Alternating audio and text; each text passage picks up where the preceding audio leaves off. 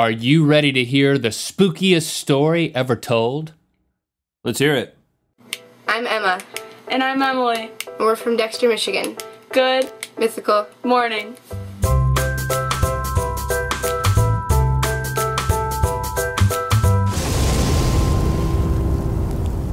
Good mythical morning. This episode is brought to you by Smule, makers of amazing musical applications for your smartphone, including Sing, the amazing karaoke app where you can sing along to pop songs as well as our songs. Congratulations to Sarah Hampton and her brother. You guys won the Perfect Bathroom Trip contest from last month. And we're now officially launching the Squirrel Writes song competition. That's right, sing the Squirrel Writes song in the Sing app. If you're the best, you win a mythical t-shirt. Sarah and your brother, we're gonna send you mythical t-shirts.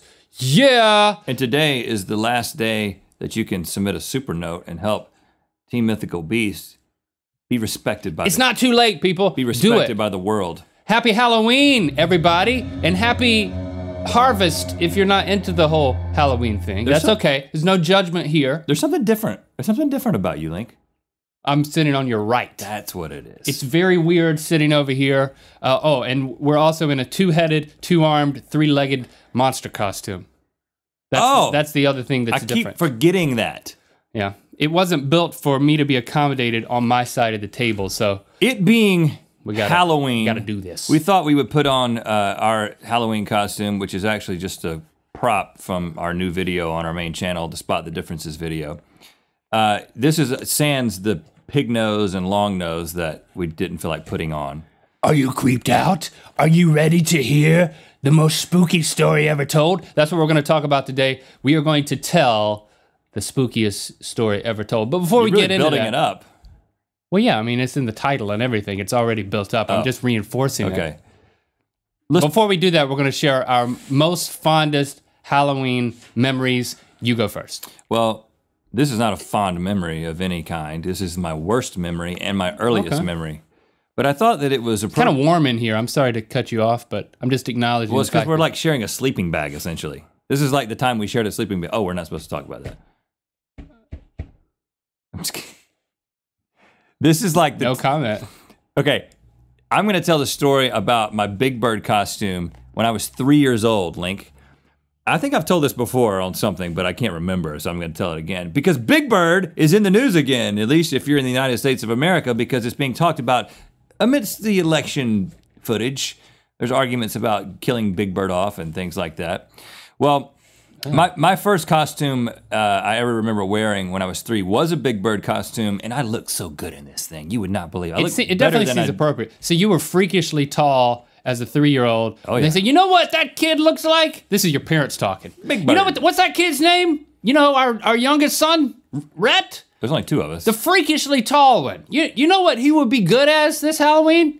Big Bird. Big Bird. I'm definitely thinking Big Bird. Look at how freakishly tall he is. That's not how it happened. I think I just said, I want to be Big Bird when I was asked. Anyway, I had to put on like nylon pants. You know, there's like, I think they still make costumes out of this stuff, but the stuff that like, if you light it with a lighter, it melts the child. Yeah, that's just like a glorified plastic bag, I think. Well, I took one step out my front door, tripped, hit my knee, skinned the knee, and of course, just completely decimated this costume. And so it was like Gimp Big Bird. And I was so embarrassed, I didn't want to go out. And I just stayed in the living room the whole night. And I was like, just bring me back some candy. Bring Gimp Big Bird back some candy. Gimp Big Bird. And they left me there, 3 years old, left me all alone in my house. Really? Did they bring you back candy? I lied about that last part. My parents would have never done that. Oh, okay. They did bring me back candy, though. Well, I'm glad you set the record. It ended well. Well, you know, ironically, we kind of approached that Sesame Street character, that's the two-headed monster, but we're a different color, and we speak English. I think they just spoke a bleep, bleep, blorp. Wash the horn, thank you. Beep, beep. Beep, beep, beep, horn. Oh, wash face. Face. Beard, wash beard. What's your story, Link? I don't have any fond memories of Halloween because I didn't believe in celebrating it. You were a harvest kid? Yeah, I was a harvest kid. No, I had I was Wile E. Coyote, my first Halloween costume, but I have pictures, but I don't really remember. It was very flammable too, but it didn't catch flames. But I'll talk about my son, Lincoln. Oh, you have a son, huh? One of my 2 sons, yes. He when he was 3. I'm acting like I'm just your monster friend that we live in the same body, and I don't even know you have a son. Yeah, we share a body. Of course, we would probably also both be the father. I don't know how the anatomy works down at the bottom of this thing. Down in the midsection. Yeah, let's just move on. So Lincoln, I think we decided to get him the Venom costume for Halloween. But what my kids called it was the Black Spider-Man. I don't think that's the politically correct term for it. That was Donald Glover. Was the almost Black Spider-Man. You mean Danny Glover? No, Donald Glover, the comedian, man. Wake up. You don't even know who Iceman is. Oh, sorry.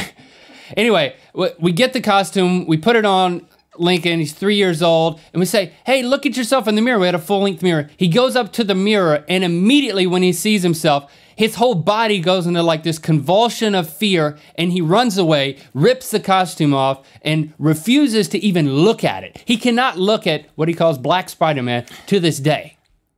Which I need to really help him with that. Because you should make him be Black Spider-Man just to get over the fear. Well, I tried to help him get over the fear. Fast forward a few years. Last year, he was 6 years old. We got him, we let him pick out anything he wanted at Party City. And I said, get something scary. Get something scary. And he said, oh, okay. And he got the Scream mask. Oh, okay. Get the Scream. Oh, okay, Dad. Right.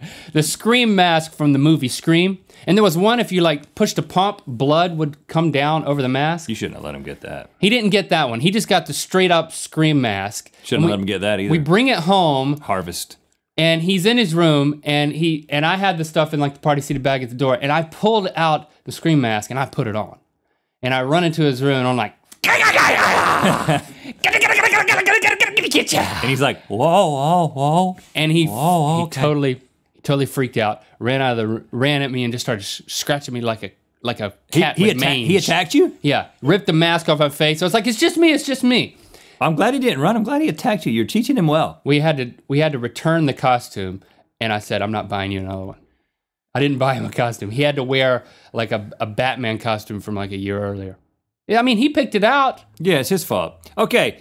All right, those were two great stories. Now, boy, they were, weren't they? Yes, they were. I feel the need, because we're in costume, to act like I'm on a children's program and say things like this. Okay, guys. kids, now it's time to hear the most spookiest story ever told that's never been told, it's never been written, it's never been thought up. Here's what we're gonna do. Okay. We're gonna take... You tell him, what is your name in this costume? Link? Yeah, just Link. Keep you it tell simple. him, Link. I am going to say a line. Listen to me. Okay. I'm gonna share a line of the story. Then you're gonna share the next line. We don't know what we're gonna say, and then we're gonna piggyback off of each other and build the most spookiest story ever told. Is this clear? I should have been talking with my hands the whole time you were talking. Right, because we only have two hands. Yeah, but so it's we too can late start now. now. Yeah. Okay, so let's get ready and let's do this. Are you ready? How does it work? The spookiest story ever told. Little Tommy was all alone in the woods. Is that a complete sentence? Yes. And he was searching for his sister, who had, just a few minutes earlier, ran to the woods to tinkle. He was listening for the sound of the pitter-patter of the tinkling on the floor of the woods. And he heard it, but when he arrived at it, it was not his sister tinkling. Here it's my turn. He approached slowly and saw what the non-tinkling sound was, and it was blood. Blood? Can I pick up there, because I have an idea? No, I'll say it again. Yes, it was blood dripping from high above somewhere. Coming from the dismembered head of a goat that had been the victim of some sort of weird sacrifice from the neighbor, Trevor. Ah, yes. Bad, spooky Trevor. Who only came out to feed his goats. But we never knew that it would go this far. So, Tommy said, I have a choice to make. I can call the police to issue an Amber Alert on my sister, but that has to be 24 hours I've had to pass, so it doesn't apply. Or I can call the police and tell them about Trevor, or the third option would be to go to Trevor's house at 3 o'clock a.m., and that's what I'm going to do, he said. And so he approached Trevor's house following the stream of goat blood. And on the way in the backyard, he saw many other little cute animals that had been dismembered, and it was very gross and spooky, and he said to himself, someone should really... Trevor needs help. Trevor needs to see someone. And then Trevor laughed. Like that. That was him laughing, not me. Because he was at the door, seeing the whole thing unfold. And he said to himself, look at that Tommy. He kept laughing like that. He's not a goat, so I won't harm him. I don't want it to get too bad here at the end. And then Tommy screamed, Trevor! You need some sort of psychiatric treatment immediately. And by the way, have you seen my sister? He's like, oh yeah, she's inside. We're sacrificing goats together. But the end. And that is the spookiest story never told. There you have it. And for those of you who weren't spookified away, it is time to end the show with the mythical wheel, which is going to be difficult to grab. You usually pick that up, but I've got to write down. Jason, can you help with the wheel? No, I got this. I got it. You're gonna hurt yourself, man. I really can't help you here. It goes the other way, man. Like, don't let go of it. Let's just leave it right here in front of us. No, just put it back there. Okay, Jason, help us out. Put it behind us. Okay, here we go. Sorry about that. I tried something and failed. Oh, he spun it too.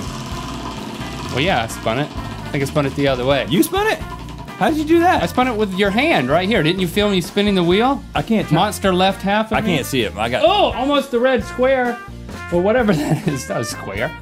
Rhett and Link exchange gifts. Oh. Well, Rhett, I've got something I want to give you. Yep. What is it? You know that I'm a very gifted public speaker, and it's time for me to give that up. I want to endow you with my gift of public speaking. So here you go. You got anything for It's me? like a metaphysical kind of gift. But yeah. See, listen, you're speaking and publicly, it's working. Huh. I got you this little bird that's in a nest. Put that somewhere on your person. Of course, we'd be putting it on my person. So let's put that on our person. Doesn't seem like kind of a fair trade here. Congratulations. Do your business, zip up and then dispense this little bit of paper towel